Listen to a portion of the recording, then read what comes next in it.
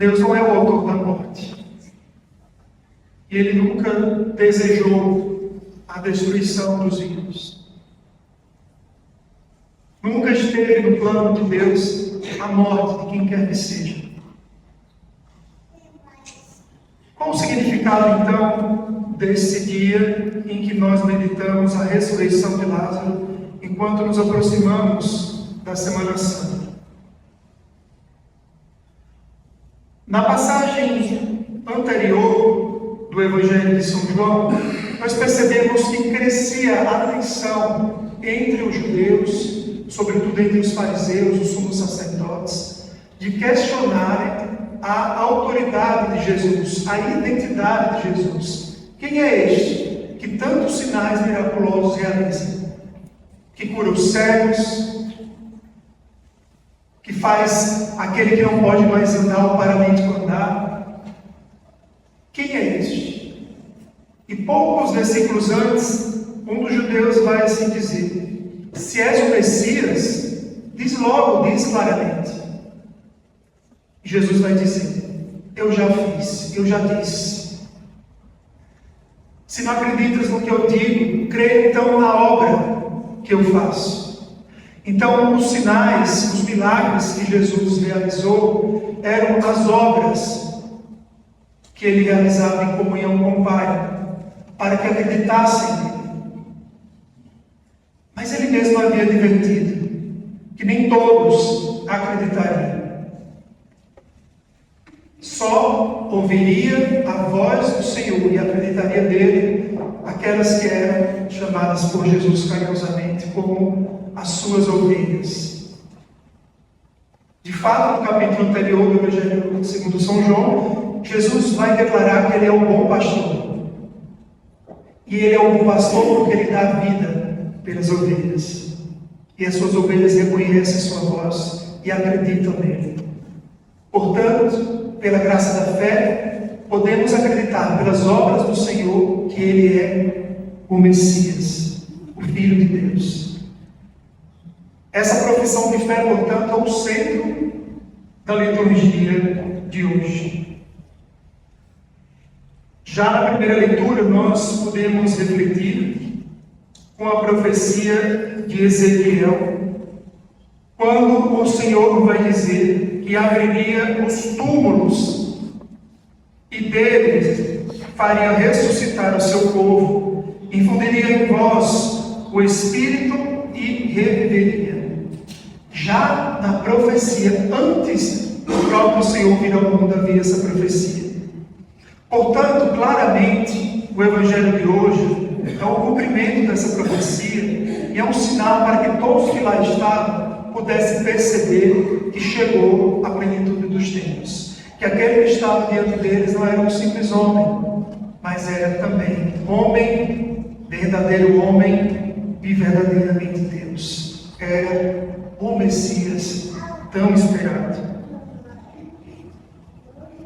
O próprio profeta Isaías também vai dizer que não é o desejo de Deus, não é vontade de Deus a morte do pecador, mas que ele se converta e tenha vida. Portanto, também podemos dizer que o fruto da fé daqueles que acreditam no Senhor é a vida eterna.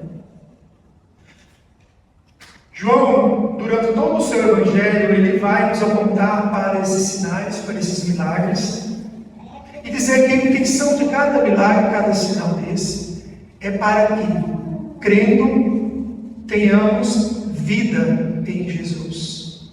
Portanto, outra palavra-chave de hoje é a vida, não é a morte.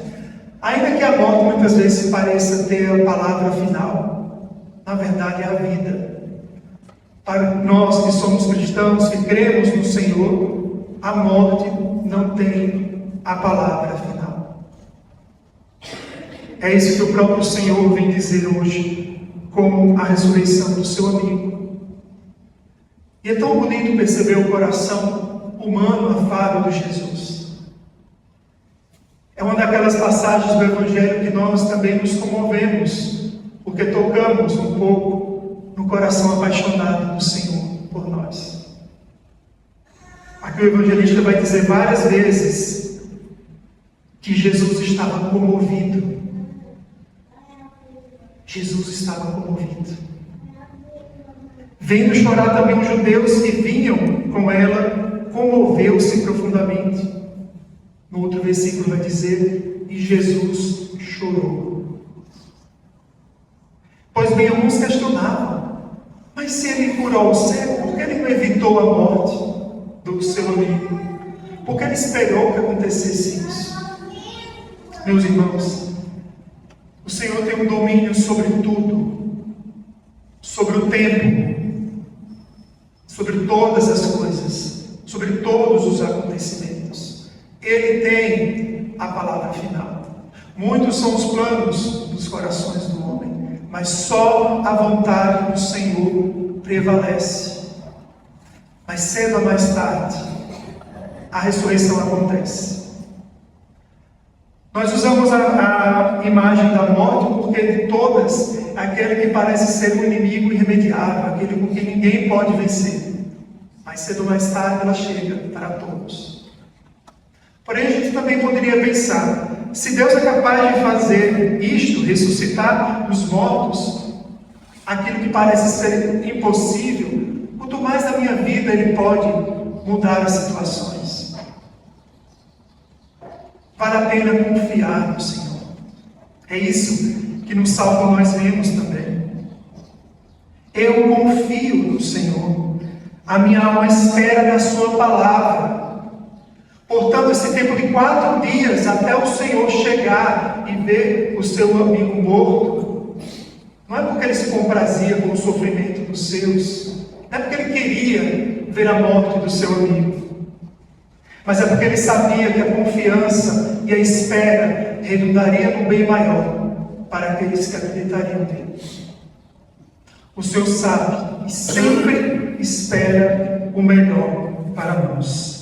Sempre, sempre, sempre.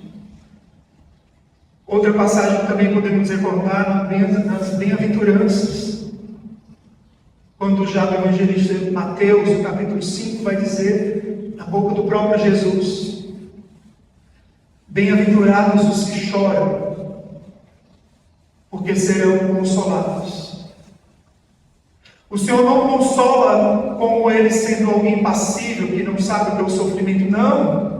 Ele provou na própria carne o sofrimento, a incompreensão, a dor, chorou, padeceu verdadeiramente. Quando ele diz que nos consola, ele diz que ele chora junto conosco. Quando um dia estiveres a chorar, tenha certeza que o Senhor está do teu lado a te consolar. Ele sabe, Ele conhece o coração humano e se compadece de nós. Ele verdadeiramente se compadece de nós. Portanto, a mensagem da esperança é que deve prevalecer sempre. Confia no Senhor. Ainda que a morte pareça ter a palavra final.